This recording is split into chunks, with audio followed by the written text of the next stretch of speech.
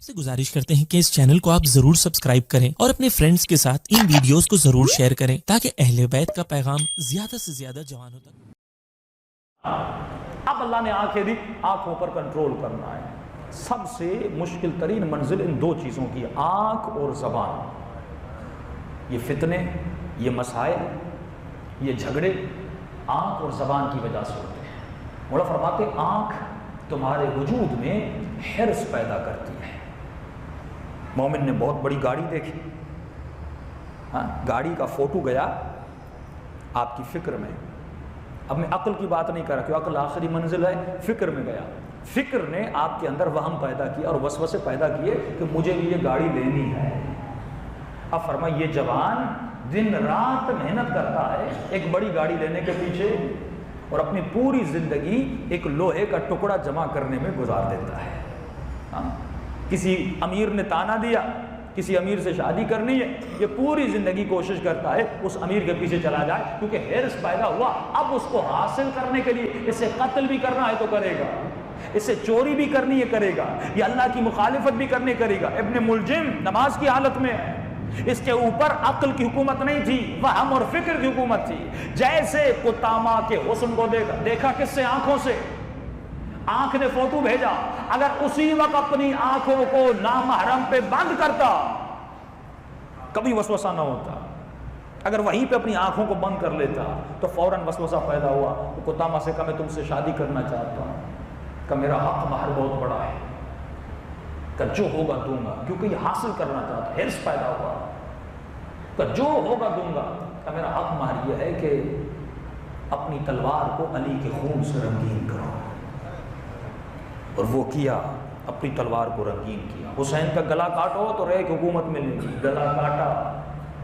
हुसैन के बच्चों को मारो तो इतने पैसे मिलेंगे, मारा। काजी शुरह फतवा लिखो हुसैन वाजिबुल कत्ल आए तो इतने पैसे दिए जाएंगे, दिए। और इसके सामने सिक्के पड़े थे, आंखों से देख रहा था। पहली मर्तबा जब का फतवा लिखो, इसके सामने स्याही का पत्थर पड़ा हुआ तो अपने सर पे मारा। काजी शुरह वो है जो हुसैन की शहादत से पहले हुसैन का मातम कर रहा है।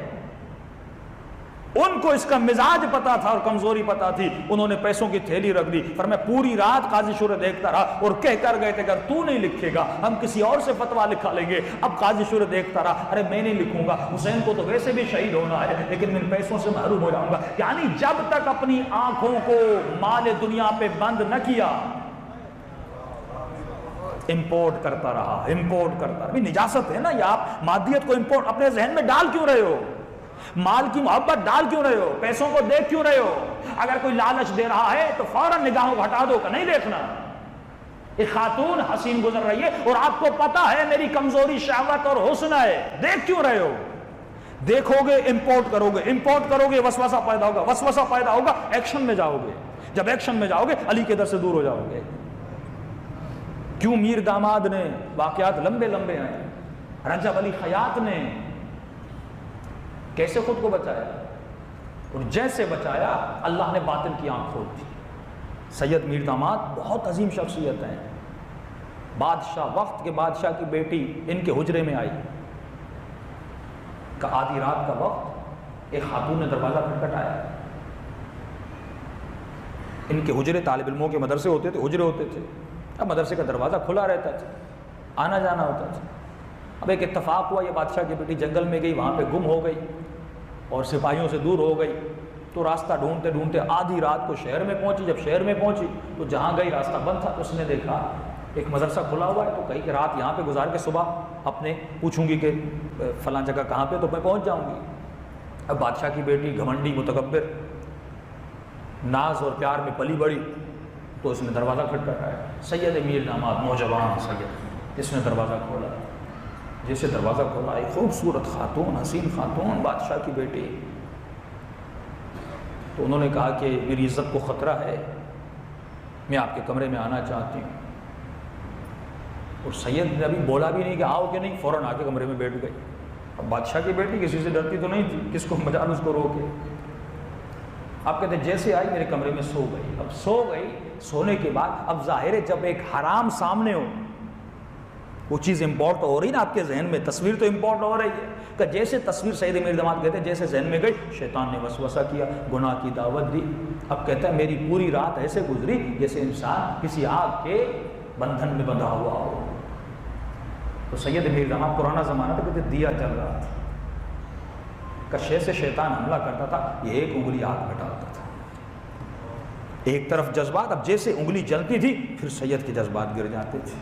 کہ اس طرح پوری رات اپنی 10 انگلیاں جلا دی، یہاں تک کہ صبح کی اذان ہوئی، دوڑتا وہ باہر گیا اور اس نے جا کے مسجد میں نماز پڑھی کہ خدا تیرا شکر ہے، دنیا میں تو میری انگلیاں جلی لیکن آخرت کی آگ سے بچا دیا. کہ صبح ہوئی، یہ خاتون گئی، اس نے دیکھا سید تو ہے ہی نہیں. بعض یہ کہتے ہیں کہ جیسے وہ آئی تو یہ بے ہوش پڑا ہوا تھا، تو یہ چلی گئی. جانے کے بعد اس نے بادشاہ کو کہا، بادشاہ کہاں رہی تھی؟ کہ ہم فلاں حجرے میں ایک سید تھا اس کے رہی تھی، صبح جب میں پہنچی اس کی طبیعت بہت خراب تھی. تو بادشاہ نے سید امیر داماد کو بلوایا. جیسے بلوایا کہتے سید نے اپنے دونوں ہاتھ عبا کے اندر چھپائے ہوئے تھے، کوئی دیکھے بھی نہیں. تو بادشاہ نے اصرار کیا کہ آپ ہاتھ کیوں چھپا رہے ہیں؟ تو اس نے کہا کوئی میرا ذاتی مسئلہ ہے. کہ نہیں اپنے ہاتھوں کو مجھے دکھائیے.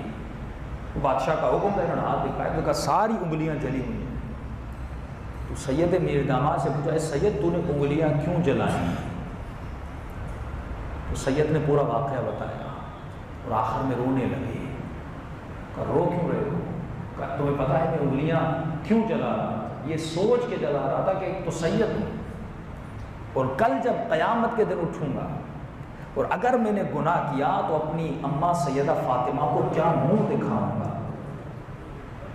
جس کی فکر میں اتنا حضور ہو وہی انسان اس مقام پہ پہنچ سکتا ہے، جس کے اندر قیامت تسلیم اور مسلم شدہ ہو کہ مجھے اٹھنا ہے. اور کن کے سامنے اٹھنا؟ سیدہ کے سامنے اٹھنا، مولا علی کے سامنے اٹھنا ہے. تو اپنی آنکھوں کو ان اشیاء کے امپورٹ سے بچائیے.